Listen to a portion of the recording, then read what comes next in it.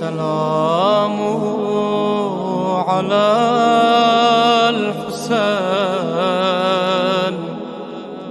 وعلى علي بن الحسين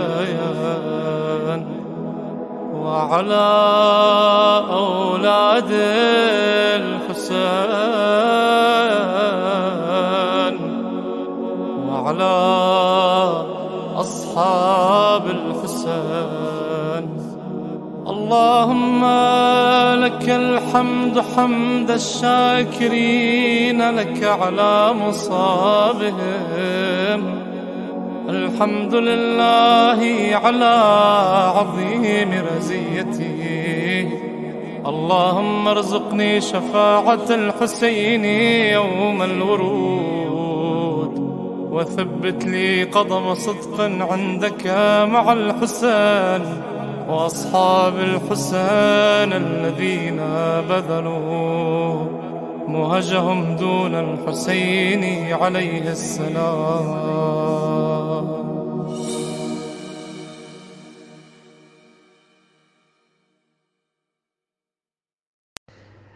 أعوذ بالله من الشيطان الرجيم. بسم الله الرحمن الرحيم.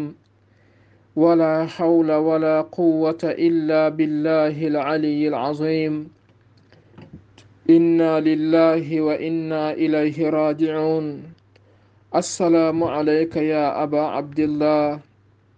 السلام عليك يا ابن رسول الله. السلام عليك يا ابن أمير المؤمنين. السلام عليك يا ابن سيدة نساء العالمين. السلام عليك وعلى جميع أصحابك ورحمة الله وبركاته. musidɓe julɓe gomɗinɓe, haray on fo on salminama e nokku kala ka wontirɗon. haray mi muñintini on ngo'o suno e ngo'o masibo waɗago e hoore ɓeygure nelaɗo Allah nden e sifa ngal ñallal ngal wonɗen e mum e nde nokkure wi'etende Karbala hitande 61 fergu nelaɗo mumen. hara yo Allah on mawninan on mbar jaari ko woni e sunagol ko feƴƴi e ngal ñallal e hoore ɓeygure nelaɗo men on. haray en toriki Allah on yo Allah on tumbu en e laana Imamul Husayni kan. yo Allah arsiko en tefoore maɓɓe ñande tawi en wawana hoore me'en. haray Imamul Husayn on mo nelaɗo Allah maake ko o kohojo ka aljannaji. Imamul Husayni on mo nelaɗo Allah makanimo kanko e koto makko Al-Hasan wal Husayn sayida shababi ahlil janna. ɓeɗo ɗiɗo ko kamɓe woni kohoɓe sukaɓe aljanna. makuji hewuɗi ɗi nelaɗo Allah on maaki fi ɓanginangol e ɓure ɓe e martabaji ɓe ka nelaɗo Allah e ka Allah. ɗum haɗali yimɓe yedduɓe ɓen warugol Imamul Husayni warida ɓe e ɓiɓɓe maɓɓe e siɓɓe maɓɓe e yiɓɓe maɓɓe. haray julɗo gomɗinɗo fof no hani dandinade ɓe yazidiyankoɓe warnoɓe Imamul Husayn. neɗɗo fof neɗɗo si tawi ko julɗo gomɗinɗo Allah e nelaɗo, haray mo hani ɓanginangol Allah e nelaɗo modi o tawaka o tawatake o wonda o wondata e warɓe Imamul Husayni ɓen. warɓe Imamul Husayni ɓen noon wana yahunoɓe Karbala ɓen tun, wonɓe e fankude fi ɗum ɓen hino tawa e mum fewndo hande. wonɓe suuɗude fi ko Imamul Husayni wara kon hiɓe jeeya e walluɓe Yazid. ko ɗum haray si tawi julɗo on himo hani wo'itade ɓen, mo hani jokkude Imamul Husayni alayhi salam. haray ɓawo 10 jombente on hewti, Imamul Husayni alayhi salam rewi reweteɗɗen fof fi andintingol ɓe arɓe warugolɓe wondema ko kamɓe woni Imamul Husayn, ko kamɓe woni kohojo sukaɓe aljanna fof, ko kamɓe woni gueɗal nene Fatimatu Zahra on sonnajo tawɗo ko kanko woni kohojo dendagal sonnaɓe tagore nden. ɓe ɓanginani ɓe wondema ko kamɓe Imamul Husayn woni gueɗal Imamu Aliyu ibn Abi Talib adiɗo gomɗinde e julɓe ɓen fof. imamul husayni ɓanginani ɓe dendangal ko suuɗaninoɓe kon fiwata ɓe faggito o zunubu mawɗo. sabuna ɓen faggitiɓe ɗum ɓen ɗon ɓe serti e yurmede allah ilal abad. ko ɗum kadi kala jokkuɗo ɓen ɗon ma weltaniɗo ɓen ɗon hara yo andu o yahi e laana ɓen ɗon, kanko kadi haray o daɗi yurmede allah nden. imamul husayni e wakkilare mum nden fof e yurmede mu'um nden fof fiwata ɓeɗo waɗoɗo bone ɓe ettino kono malkisede nden jaɓanali ɓeɗo yimɓe. ɓe dari ɓe wari sahabankoɓe imamul husayni ɓen ɓawo ɓen ɗon lanni ɓe tuɗani non wargol ɓeygure nelaɗo allah nden. ƴiƴan nelaɗo allah ɗan ko ɗum si imamu rida alayhi salam no makanayno wondiɗɗo mum go no inne ibnu shabib ɓe maki in kunta bakiyan fabki lil husayn bni ali. si tawi hiɗa mari wullugol, si tawi hiɗa mari gomɗi ko wulla, haray wullu al husayn bnu ali. ɓe maki fa innahu dhubiha kama yudbahu shat. husayn geɗal nelaɗo mon on ko hirsiraɗo wano dammol hirsirte.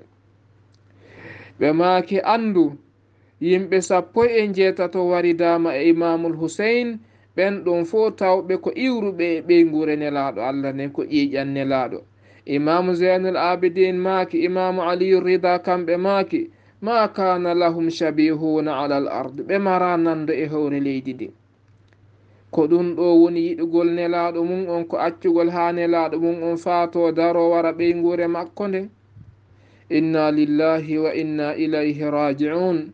haray julɓe gomɗinɓe ɓen fof hino dandiniɓe waɗuɓe o bone. julɓe gomɗinɓe ɓen fof e yiɗuɓe allah e nelaɗo ɓen fof e ɓeygure nelaɗo ɓe huɗay yimɓe waɗuɓe ɗum ɗo ɓen. ala la'anatullahi ala qatalati imamil husayn. ɓe wari ɓe wondiɓe imamul husayni, ɓe wari ɓeygure imamul husayni, ɓe accali hay bobo muynowo. ɗum ɗon yoni en dalil wonde maɓe waɗuɓe ɗe golle hari ko yimɓe heferɓe. pasque qur'ana on no noddi en wata goto war wonki, wata a war wonki. qur'ana on holli en wa man yaqtul mu'minan muta'ammidan fa jaza'uhu jahannama khalidan fiha. allah daali wonɗo wo wonɗo waruɗo wonki gomɗinki, warɗo neɗɗo gomɗinɗo haray joddi makko ko jahannama. ko ka jahannama kadi woni ko heddoto pooma. ɗum ɗon noon ko wonɗo wo wonɗo woni ko min ma ko an. joni noon imamul husayn ɓen tawɓe ko kamɓe woni imamujo tagore nden, kamɓe woni imamujo mo nelaɗo allah lontini e hoore julɗo fo woni himo jaɓi woni o jaɓa. kono haqiqan ko imamul husayn. joni wargol noon ɓen ɗon wari daɓe ɓe boboɓe tawɓe mara bone e fuswana abdoullahi rabii. haray mijite ko ha honto ɗum ɗo satti, ko ha honto ɗum ɗo muusi. ko ɗum si tawi haray si neɗɗon dandinaki waɗuɓe ɗi boneji ɗo ɗin, haray ɓe naadi hoore maɓɓe nambara. ko ɗum si tawi an julɗon ko ya wowlu ko imamul husayn waɗa ko huɗa kañum kadi warɓe imamul husayn ɓen dandinoɗa ɓen bomɓe waruɓe imamul husayn ɓen. ɓawo ɓe wari noon ɓeɗo fof ɓe suhti kadi imamul husayn alayhi salam. imamul husayn ha e sa e sakkitoro hiɓe wajade ɓe watto on waɗu ɗum, kono huɗaɓe ɓen yeddi ɓe wari imamul husayn. en waɗi yewtere mum hanki, haray hande e ala e fillitade ɗon. ɓe sahindini imamul husayn alayhi salam e hoore tooñe, e hoore tooñe, e hoore bewre. haray noon imamul husayn alayhi salam ɓiɗɗo nelaɗo allah on, ɓawo ɓe sahindiniɓe ɓe accitirali ɓe ni, ɓe ɓoori ɓe conciɗi ɓe wattinoɗin fof. ɓe ƴetti kala ko ɓeygure imamul husayn jogino sonnaɓe ɓen fof ɓe jatti. imamul husayn alayhi salam ɓe lootaka longal fure, ɓe lootaka ko kamɓe ko ɓe looti ɓe ƴiƴan woni ko surra. imamul husayn lootaka, waɗanaka kasange. inna lillahi wa inna ilayhi raji'un. ɓawo imamul husaini lootike ƴiƴan ibbuɗan e ɓandu maɓɓe ndun ɓe maaki hakaza alqa jaddi rasulallah, hakaza alqa allah rabbi. ko ni mi immitoroyta hara miɗo yeeso baba an, miɗo yeeso baba an yani nelaɗo allah on, ko ni woni komi immoyto yeeso allah. inna lillahi wa inna ilayhi raji'un. geɗal ɓe nelaɗo allah acciri en yen jokku ɓen, ɓen ɗon ko hotuɓe tawi no looti ƴiƴam mu'um mara hoore maɓɓe nden no sendidira e ɓandu. wona accident woni ko waɗi ɗum, bal ko bonki yimɓe bomɓe, ko bewre yimɓe bewɓe woni ko waɗi ɗum. assalamu alayka ya aba abdillahi lhusain wa rahmatullahi wa barakatuh. ɓaawo ayɓe allah ɓen gayni wargol imamul husaini alayhi ssalam, ɓe tawi ha joni ɓernde maɓɓe ɓuttali, ɓe ƴetti pucci, ɓe dogini e hoore ɓandu imamul husain, ɓe dogini e hoore ɓalli sahabankoɓe imamul husain. haray ko waɗi e nga'al ñallal kon ko hunde hulɓininde, hunde hawninde, ko ɗum si tawi hiɗen hani dandinade e ɓen yimɓe waɗuɓe ɗum ɗo, hiɗen hani feññinde ɗum ɗo, hiɗen hani notande noddandu imamul husaini wi en labbayka ya husain. ɓawa noon ɗum ɗo waɗirini mo siɓɓe tedduɓe, allahu on feññinno tikkere makko nden e hoore jama on. allahu waɗuno mandeji holluɗi modi kanko allah o tikki, kanko allah o weltaki, kanko allah o weltaki, o weltantako ɓen yimɓe kañum kadi waɗuɓe ɗum ɗo ɓen. si en iwi ka deftere allah, en yahay ka deftere ɗe julɓe ɓe windi ɗen, ndaren ko honɗum ɓe windi, ko honɗum woni mandeji ɗi allah on ɓanginno e nder tagu ngun, ɓanginanɗi jooma haqqillen wondema allah tikki, allah weltorari golle warɓe imamul husaini ɓen. haray noon yewtireji ɗi ƴetteten ɗin, ko ɓuri ɗuɗude majji kon en ƴettayɗi e defte ahli sunna wal jamaa, jantoɗen kañ kadi defte ɗen e numéroji cenɗe defte ɗen fi kala faalaɗo ɗaɓɓitoyde yo yahu yiyana hoore mum. haray ɓawo imamul husaini e wondiɓɓe mum fo warama karbala, sonnaɓe imamul husaini ɓen e nene zeynabul kubra hino wulla ɓernde nelaɗo allah nden woni ko wara. nene zeynabul kubra alayha ssalam ɓe maki yawmun ala sadri lmustapha ya husain wa yawmun ala jadathi thara. ɓawo ɓe yalti ɓe tawi koto maɓɓe hino wara mara hoore, ɓe maki ñande go'o ko e hoore ɓernde nelaɗo allah nden koto an husaini woni ko fijayno, hande himo ka leydi karbala ɗo o mara hoore. inna lillahi wa inna ilayhi raji'un. nene zeynabul kubra wulli, ɓe bojjandu ndu tawi ayɓe ɓen tigiri seeditiɓe yejjitata ɗum ɗo. gomɗinɓe ɓen kadi ko ɗo tokkoto, gomɗinɓe ɓen kadi ko ɗo woni ko jokkata, ko ɓe jokkun nene zeynabul kubra ɓe wulla husain bunu ali, ɓe ɓangina fi imamul husain. kala ka nene zeynabul kubra rewno toon jama o landitatanoko ko hombo woni ko wara, jama o landitatanoko ko hombo ni. nene zeynabu ɓanginanno jama on fo ha ɓe feƴƴini, kala ka ɓe rewno ɓe naɓano kuufa, ɓe itta ɗon ɓe naɓa sham, ɓe iwrey toon ɓe arti madina, kono ka ɓe rewno toon fo goɗɗo landitaki ko honɗum waɗi. madina ko ɓe woni ɗon kon fo ha ɓe raɗa ɗon kañum kadi ɓe raɗora alhaali. nene zeynabul kubra deƴƴali, awa haray onon worɓe gomɗinɓe e sonnaɓe gomɗinɓe haray e hino ko duwa ɗon jokkude kon, koyon wowlu fi imamul husain, wowlon tooñe waɗaɗe e hoore maɓɓe ɗen, huɗon ayɓe maɓɓe waɗuɓe ɗe tooñe ɗon ha tawoyen nelaɗo allah. on hula bone konko waɗɗon ɗon ko moƴƴere haray wodani on, ko baraji wodani on, ko nelaɗo allah jaɓɓoroyta on, saabu on sembini geɗal maɓɓe on dimɗe ɓernde maɓɓe nden imamul husaini alayhi ssalam.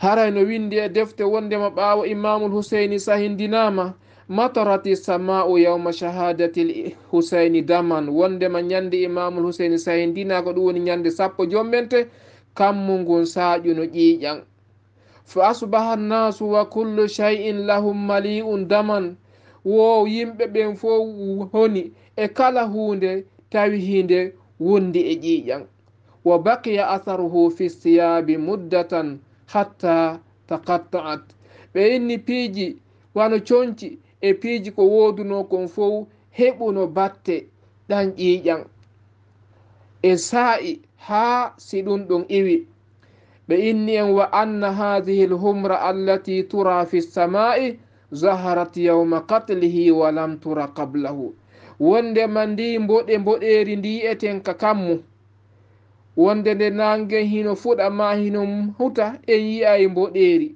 e ko tawi wona ɗum woɗon ɗon ko honde tuma woni ko yalti ko ñande imamul husaini sahindina ñande 10 jombente hitande 61 ɓenni hari ado mum hari kammu ngun no laaɓi pos a yiyata ɗum ɗon ko hombo noon woni ko windi ɗum en yahay ka defte sunna en kontata defte shiya ɗe en yahay e deftere ahli sunna goo no inne zahairul uqba ka sengo 144 ha ka 155 145 ha kadi ka sengo 150 yahon kadi ka deftere tarihu dimashq ngaro arano ngon sengo 339 yahon ka deftere wiyeteɗo asawaibul muhriqa kayin kadi ka sengo 116 e ka sengo 191 yahon ka deftere wiyetede yanabiul mawadda lil hamwini ka sengo 320 e ka deftere maɓɓe kadi wiyetede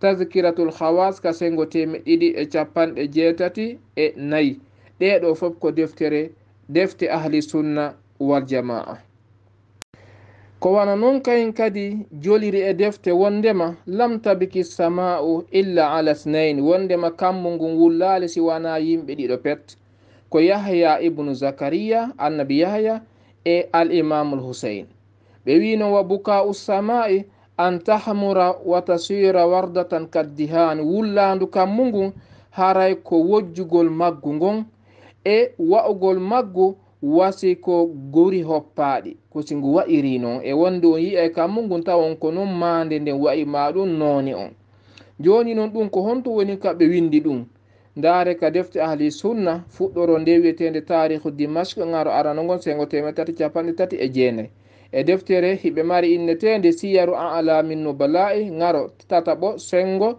210 e ka deftere maɓɓe kayen kadi wiyetede assawaibul muhriqa ka sengo 192 e ka deftere wiyetede tazkiratul khawas sengo 183 wana ɗeɗo tun ɗo wawi darde e defte goo kadi si feƴƴi ɗon kadi ɓe inni lam takun fi samai humra hatta qutila al husain ɓe inni hari ala e kammu ngun ko wujji kammu ngun hari ngu wojjata walam tatmis imra'atun birrum 4 ashhurin illa wa asabaha wadhun ɓe inni wo sonnaɓe wonɓe leydi romdin wo lebbi 4 ɓen ɓe heɓali fiilawru si wana ɓe heɓa nawnare wondude e fiilawru maɓɓe ɓawo ɗum ɗon waɗi hoorejo maɓɓe on fa kataba maliku rum ila maliki l arab qataltum nabiyan aw ibna nabiyin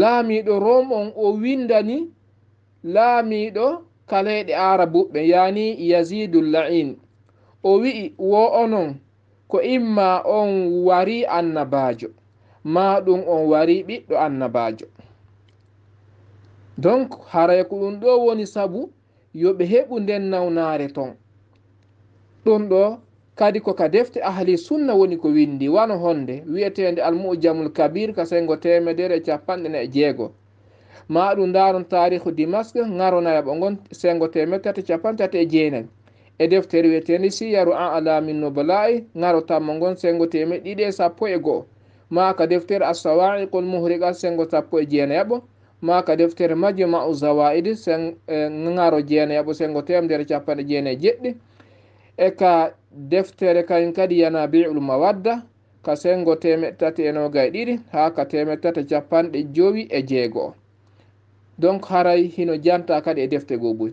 si feƴƴi ɗon kadi ɓe wi'i lamma qutila al husayni, ɓaawo imamul husayni warama e hoore tooña, makasa nnasu shahrayni aw halasatun ka annama lattahatil hitanu biddami min salati lfajiri ila gurubi shams. ɓeni ɓaawo imamul husayni sayndinama, yimɓe ɓen honuno embere lebbi ɗiɗi ma lebbi tati. ɓe inni maadiji ɗin, maadiji cuuɗi ɗin a wi'ay ko onon ƴetti ƴiiƴan looti maadiji cuuɗi ɗin. ɗum non bila bimbi, bila ka juuluɗon subaka ko non yiiroto maadiji ɗin ha nange ngen huta. ɗum ɗo fo ko tikkere nde Allah ɓanginani jama on o weltaki. ɗum ɗo kadi ko honto windi mahinka deftere al sunna aranere nden no wi'e tazkiratul khawasi ka sengo 174 e ka deftere wiyetende alkamilu fi tarikh ha sengo ngaro tatabo sengo 304 e ka deftere wiyetende albidayatu wan nihaya ngaro 7 sengo 171 e ka deftere hiɓe mari innetende akhbaru duwal ka sengo 100 e deftere wiyetende ihqaqul haq ngaro 11 sengo 166 ha 166. si feƴƴi ɗon hino joli kadi wondema lamma qutila al husayn makasa nnasu 7 ayamin, ɓaawo imamul huseyni sahindinama, yimɓe ɓen wonno balɗe 7. iza sallu l asra nazaru ila shams, si ɓe juuli alansara on hara hiɓe reeni nange ngen ala atrafi l hitani ka sera maadiji cuuɗi ka annahal malahiful muasfara, hara koyɗe nange ngen jalbendi nange ngen hino wa'i wasi ko daraje soyɗinaɗe, daraje wojjinaɗe, wo honɗum min shiddati humurati a sabu tiiɗugol wojjugol nange ngen. donc nange wulluno. wa nazaru ilal kawakibu tadribu ba'duha ba'dan, woɓe yi'a koode ɗen ñalorma yoga e majje a wi'a hino piya ɗe yakode. inna lillahi wa inna ilayhi raji'un. ɗo kadi ko honto windi mahin ka defte ahli sunna aranere nden almujamul kabir ka sengo 146, deftere goo ko siyaru alamin nubala'i ngaro tataɓo sengo 210 e ka deftere wiyetende tarikhul khulafai sengo 18 e deftere sawa'iqul muhriqa sengo 192 e ihqaqul haqq ngaro 11 sengo 165 ha 166 e deftere goo nenne is'afu raghibina sengo 151. ɗe defte ɗo fof ko ahli sunna wal jamaa woni ko windiɗe immorde e tikkere nde Allah on ɓanginani tagi ngun o weltanaki ɓen huɗaɓe warɓe imamul husayni ɓen haray koye en tasko. si feƴƴi ɗon kañum kadi tabarani no windi ka deftere makko wiyetende almujamul kabir ka sengo 145.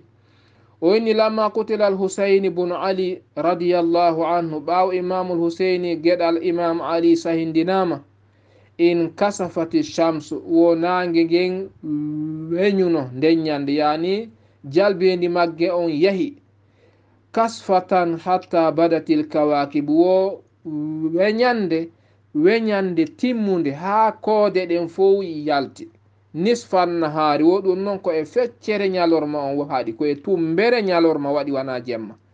hatta zananna annaha hiya, wo ha min felliti wondema dargal ngal ko kangal tigiri ari, ay qamatil qiyama, ay o ɓe felliti wondema dargal ngal hingal darike. hombo wawi wadde ɗum ɗo ko Allah en andi Allah weltaki, Allah tikki ko imamul husayni sahindina kon. assalamu alayka ya aba abdillah. awa haray kadi ko non wa'iri julɓe gomɗinɓe ɓen fof ɓe tikkay sabuna Allah tikki, nelaɗo tikki, ɓe gure nelaɗo ndin tikki sabu ko imamul husayni wara e hoore toñe kon. ɗi piiji ɗo o wana goɗɗo wawi ɗi waɗude, ko Allah bajjo seni ɗon wawi ɗi waɗude. yo nange ngen weñu nge niɓɓita, jalbendi magge on yaha, koode ɗen yalta, piiji ɗin wojja, kammu ngun saaƴa ƴiiƴan accita nduggu wojjungu, ɗum ɗo fof ko hollugol Allah tikki. hare kadi hino jeeya e ɗum ko imamu ali zainul abidin woni ko ɓe maaki ko baba en ɓeɗo woni imamul husaini sahindina ɓen ɓe imamul sajjadi hiɓe tawano karbala ko dandunoɓe ko hari kamɓe hiɓe nawni ɓay allah hino faala yoɓe daɗu fi kontingol imamaku ngol. ɓawo imamu hooti madina yimɓe ɓen fo moɓino takko maɓɓe imam on waɗi khutba ɓe maaki falaqad bakati sabu shidadu liqatili ɓe maaki awa ande kammuli ɗin jeeɗiɗi ɗi fof ɗi wulli fi warede imamul husain wa bakatil biharu bi amwajiha maaje ɗen wulli imamul husain ɗi wulliri imamul husaini molloje baharu on molloje ndiyan ɗan wassamawatu bi arkaniha kammuli ɗin tatteji kammuli ɗin fo kadi wulli imamul husain wal ardu bi arjaiha tatteli seraji leydi ndin kadi wulli imamul husain wal asjaru bi agsaniha leɗɗe ɗen kayen kadi wulliri imamul husaini sabu calɗi majji koni e dimbade wifa ko gonɗi wal hitan walujajul bihar ɓe maaki liƴƴi wonnoɗi ka baharuji ɗin liƴƴi wonnoji ka ndiyan ɗin fof en luggendi baharuji ɗin fo wulli imamul husain wal malaikatul muqarrabun malaikankeɓe ɓattinaɓe ka allah ɓen wulli imamul husain wa ahlu samawati ajma'un dendagal taguli wonnoɗi ka kammuɗin wulli imamul husain ko hatta ɗum waɗa huwa ibnu rasulillah ko kankoni gueɗal nelaɗo allah haray no goɗɗo sinani ɗum ɓe andaɓe inna shiya ɓen no fantini ko honno piiji wullirta e goɗɗo e misal kammu e leydi wi'en ɓe hihi ka allah halkuno fir'auna allah holluni en kammu e leydi no woodi no mo wullata allah daade ba'da a'udhu billahi minash shaitani rajim fama bakat alayhim as-sama'u wal ard leydi e kammu wullano fir'auna en ɓawo noon jakan ndi wullano ɓen ɗon en andi jaka no woodi mo kammu e leydi wullata e mum hino e jeeyaɓen imamul husaini alayhi salam hara nde yewtere nde jannguɗen ɗo hino e deftere wiyetende muthirul ahzan haray noon nde ɗo wona deftere ahli sunna wal jamaa ko defte shi'a ɓen si feƴƴiɗon kan kadi tabarani ko sunniyankojo himo yaltini yewtere immorde e deftere makko nden o wi ma rufi'a bishami hajarun yawma qutila al husain ibn ali illa an damin o inni mi andini on e nder leydi shamu ndin ka yazidul mal'un huɗaɗon ka wonno ɗon hayre townanoka ɗon si wana si ɓe townide tun ko ƴiƴam ɓe yi'ayno ley mayre o ɗum ko ñande imamul husaini sahindina ɗon kadi kadi no wana shamu tun e nder irak on kadi kadi fo ko no wonirno kala hayre nde goɗɗo towni ko ƴiƴam o woni yiwde ley mayre inna lillahi wa inna ilayhi rajiun ko goɗɗo wawi wadde ɗum haray na goɗɗo wawi wadde ɗum ko allah tun wawi ɗum haray ɗum ɗo kadi ɗon wawi fayin ndarude deftere wiyetende al mu'jamul kabir li tabarani kan haro tataɓo ka sengo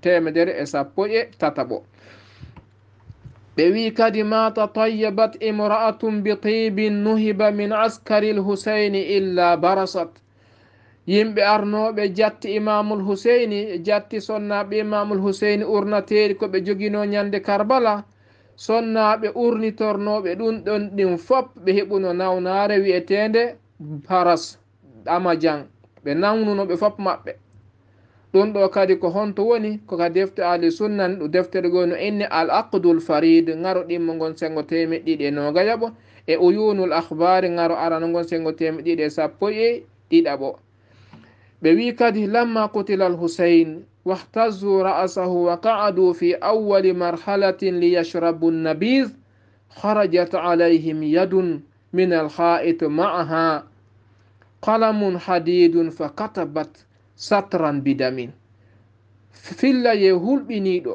ngalɗinɗo kono jentemo nde tawde haray koka defte ahli sunna wonɗe e ƴettude kaymo haray hino laba fiyoɓe andu ko hombo woni imamul husaini ɓeni ɓawo imamul husaini warama sala maɓɓe on taƴama sendidirama e ɓandu maɓɓe ndun yimɓe huɗaɓe waɗunoɓe ɗum ɓen ɓe yahunoɓe jooɗi e nokkure ɓe fuɗɗi sokkade ko sulinta nabis no wawi wasa inni ko beere ɓe fuɗɗi sokkagol ko sulinta ko yarete. hiɓe jooɗi ɗon ko ɗon jungo yalti e nder maadi, tawi ngon jungo no jogii karambol njandi, ngon jungo windiri ngol karambol njandi, tawi kono bindol ngol ko ƴiiƴam. ngol windi hon ɗum: atarju ummatan qatalat husaynan shafa'ata jaddihi yawma alhisabi. wo yarli mofte waruɗe husayne ɗen ɗe tañƴinoto heɓugol tefoore soro husayni ñande hasbore. allahu akbar. atarju ummatun qatalat husaynan shafa'ata jaddihi yawma alhisabi. ɗen andi ɗum ɗon gasata mo miijike ɗum ko jununu yagal ko feetere yagal miijotoɗum. awa ko ɗon kañum kadi wonɓe sipor tude warɓe husayni ɓen hara yoɓe andu kamɓe e tefoore nelaɗo ɓe waynodiri e mum. ɗum ɗo pasque na goɗɗo wawi wadde ɗum yo jungo yalto e maadi hingo jogii karambol ngol winda bindi ƴiiƴam. goɗɗo wata wadde ɗum, hay ñanne yagal wawata ɗum, na fi kanko feƴƴiti ɗon. bon ko allah waɗi piiji ɗin hollugol jama on allah tikkani ayɓe imamul husayn. konto ɗum windi e defte ahli sunna wal jama ɗin. ndaare wiyetende al mujamul kabir nden ka sengo 150 e deftere no inne zahairul uqba ka sengo 144 e deftere hiɓe mari ɓe innande maqtalul husayn ngaro ɗimmo ka sengo 94 e deftere go no inne kifayatu talib ka sengo 294 e deftere go no inne tarikhu dimashq ngaro nayaɓo ngon sengo 392 e deftere go no inne tarikhul islami ngaro tataɓo sengo 13 e deftere go no inne majma'u zawaid ngaro jeenayaɓo sengo 199 e deftere kadi no inne albidayatu wa nihayatu ka ngaro jeetataɓo sengo 100 e deftere maɓɓe go no inne assawa'iqul muhriqa sengo 116 e deftere go no inne attabaqatul kubra ngaro arano ngon sengo 23 e deftere go no inne is'afu raghibina ka sengo 117 e deftere maɓɓe go fayin kamɓe ahli sunna wal jamaa no wi'e yanabi'ul mawadda ka sengo 117 ko wanno noon kayen kadi ka sengo 310 donc haray defte go kayen kadi bus tawɗe kadi ɗemi wowlaali wano alkhasaisul kubra ngaro ɗim gon sengo 12 ko wayi wano ɗe. haray ɗum ɗo ko hunde lollunde fi imamul husayni on ko allah tigiri ɓangini tikkere makko ne e hoore ayɓe makko ɓen. yo allah huɗu kala warnoɓe imamul husayni e kala weltorɓe ɗum ɗon ɓen. hino fillana en kadi fayin e deftere ahli sunna ɗen wondema lamma qutila al husayn iswaddati sama'u iswidadan aziman. ɓawo imamul husayn sahindinama kammu ngu niɓɓitunu niɓɓitande hulɓininde niɓɓitande mawnude. neɗɗo wata wadde ɗum ko allah tun wawi ɗum, donc allah tikki. ɓe wi wa zahratil kawakibu koode ɗen feeñi naharan tum mbede ñalorma hatta ru'yatil jawza'u inda al asri. ha ɓe wi'i burju wiyeteɗo jawza on o feeñani hiɓe ka sanga alansara. wa sakatati turabul ahmar ɓeyni mbullaari mboɗeeri saaƴi, mbullaari mboɗeeri iwi ka kammu jippi e leydi ndi. wa makathati sama'u bilayaliha ka annaha alaka ɓeyni kammu ngun woni e jemmaji maggu on a wi'ay ko heɗɗere hakke ko tawi ngu wojji. haray allah on tikki kala non julɗo tawɗo faalaka heɓude tikkere allah nden koyo dandino warɓe imamul husayni ɓen, o huuɗa warɓe imamul husayni ɓen, o noto noddandu imamul husayni o wiya labbayka ya husayni, o notoɓe o jokkaɓe immorde kuuɗe maɓɓe moƴƴe e jikkuli maɓɓe moƴƴi e golle moƴƴe. haray ko ɗum ɗo woni notagol imamul husayni alayhi salam. haray nde yewtere nde sakkiɗiɗen janngude ɗo ɗon wawi darode defte ahli sunna wano nde wiyeteɗe assawa'iqul muhriqa ma ɗum tarikhu dimashq ka ngaro nayaɓo sengo 339. haray musidɓe tedduɓe sunagol fi imamul husayn ɗum ko hunde mawnude. baraji hino e mum nelaɗo allah on suninoke fi maɓɓe, mbojjino fi maɓɓe, sahabankoɓe ɓe mbojjiduno e nelaɗo allah on fi maɓɓe fi kala ɓe walla al imamul huseyni ɓaawo nelaɗo kono ɓe wulluno do fewdo nelaɗo en jantike ɗum e yewtireji men feƴƴuɗi haray tippude ɗum kala faalaɗo malal aduna e lahira haray kanko kadi ko yo sembin imamul huseyn o wulla imamul huseyni o jokka nelaɗo allah on e ngal kuugal maɓɓe haray en darke ɗo en torki allah bi haqqil imamil huseyni alayhi salam wa jaddihi wa abihi wa ummihi wa akhihi wa abnaihi lmasumin yo allah yurme en yaafo en yo allah okku en moƴƴere makko nden yo allah okku en tefoore imamul huseyni yawma la yanfa'u malun wala banun mawɓe men faatiɓe tawi andali ɗum ɗo yo allah yurme ɓe yaafoɓe yo allah okkuɓe moƴƴere nden ka lahira arsikaɓe tefoore imamul huseyni بحق محمد وآل محمد اللهم صل على محمد وآل محمد وآخر دعوانا أن الحمد لله رب العالمين والسلام عليكم ورحمة الله وبركاته. السلام على الحسين وعلى علي بن الحسين وعلى أولاد الحسين وعلى أصحاب الحسين. اللهم لك الحمد حمد الشاكرين لك على مصابهم. الحمد لله على عظيم رزيته. اللهم ارزقني شفاعة الحسين يوم الورود وثبت لي قدم صدق عندك مع الحسين وأصحاب الحسين الذين بذلوا مهجهم دون الحسين عليه السلام.